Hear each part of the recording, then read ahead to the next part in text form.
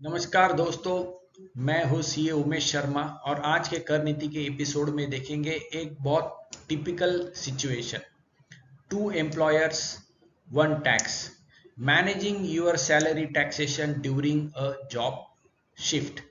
एक कंपनी छोड़ के दूसरी कंपनी जाते हैं और एक साल के अंदर दो एम्प्लॉयर से सैलरी आती है, तो क्या करना होगा उस सैलरीड एम्प्लॉय को, इसके ऊपर हम बात करेंगे। तो ये प्रॉब्लम हो सकती है। क्या प्रॉब्लम हो सकती है कि मिड ईयर में हमने जॉब चेंज कर लिया।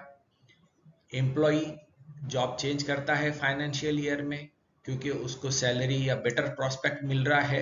सैलरी दोनों एम्प्लॉयर से सेम फाइनेंशियल ईयर में आती है। या कोई ऐसी सिचुएशन भी होगी कि दो एम्प्लॉयमेंट एक साथ चल रही है, दोनों तरफ से सैलरी आ रही है।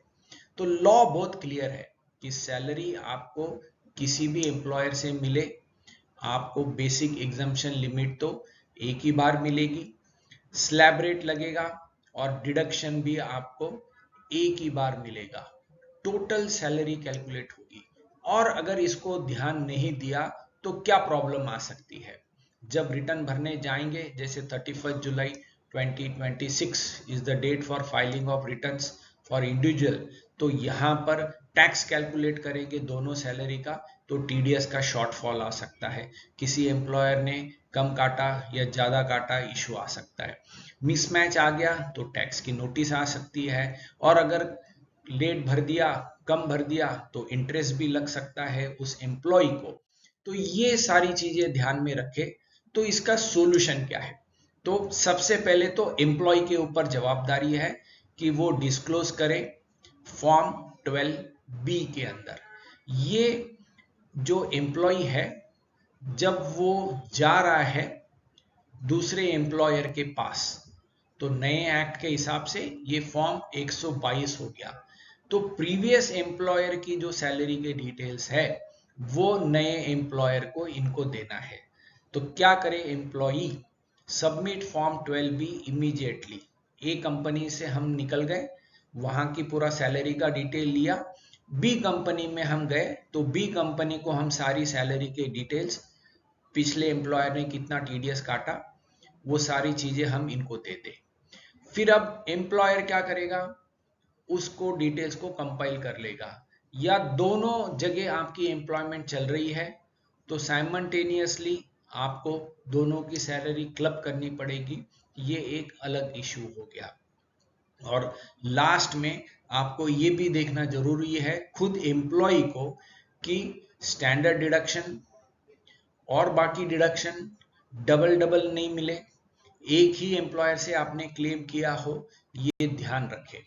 अब ये 12B जब सबमिट हो जाता है तो क्या होगा। तो एम्प्लॉय 12B के अंदर पूरी अपनी पुरानी मालूमात देगा, एम्प्लॉयर की डिडक्शंस क्या हुए वो देगा, सैलरी का ब्रेकअप देगा और पिछले एम्प्लॉयर ने कितने टीडीएस काटी है ये भी देगा। ये फॉर्म 12B जाएगा अब नए एम्प्लॉयर के पास। नया एम्प्लॉयर 12B का फॉर्म मिलते ही वो पूरी सैलरी को एग्रीगेट करेगा उस एम्प्लॉय की। फिर जो टीडीएस पुराने एम्प्लॉयर ने डिडक्ट किया है उसका वो कैलकुलेशंस करते वक्त क्रेडिट देगा।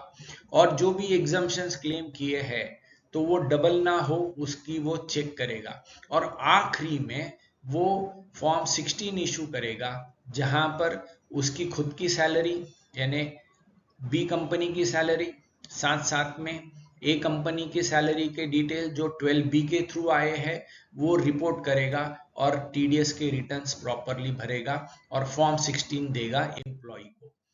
अब ये 12B ऑप्शनल है या क्या है, तो ये एक ध्यान रखे एम्प्लॉय, अगर ये 12B नहीं भरता है तो खुद को ही पूरा कैलकुलेशंस करना पड़ेगा कि स्लैब प्रॉपरली कैलकुलेट हुए हैं, नहीं तो वो एम्प्लॉयर पे जवाबदारी जाती है।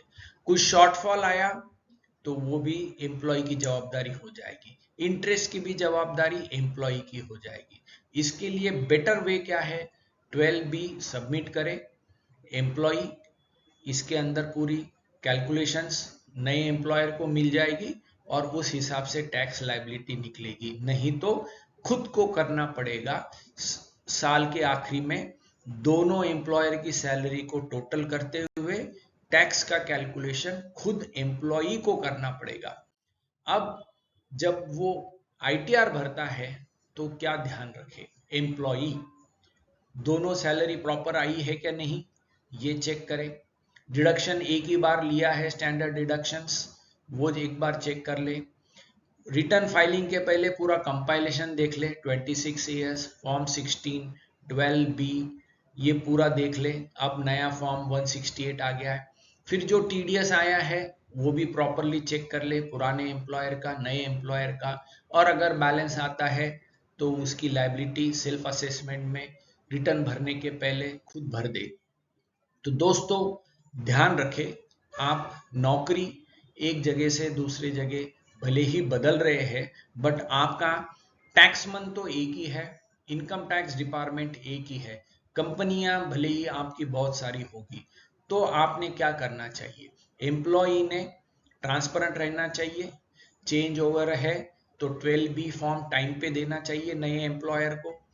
एम्प्लॉयर ने भी एम्प्लॉय से सारी मालूमात लेनी चाहिए और उसका दोनों का कैलकुलेशंस रखना चाहिए।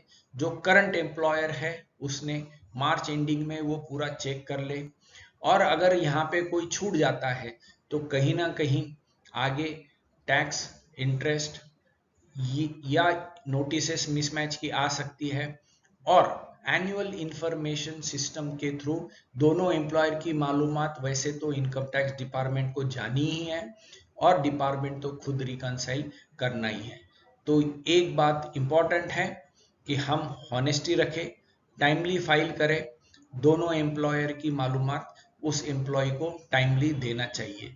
तो ये था एक स्पेशल एपिसोड जहां पर हमने बात करी, जहां पर दो एम्प्लॉयर से सैलरी आती है एक साल के अंदर।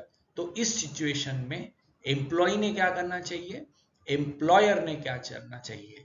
तो दोस्तों देखते रहिए कर नीति का ये एपिसोड, ये चैनल शेयर करिए।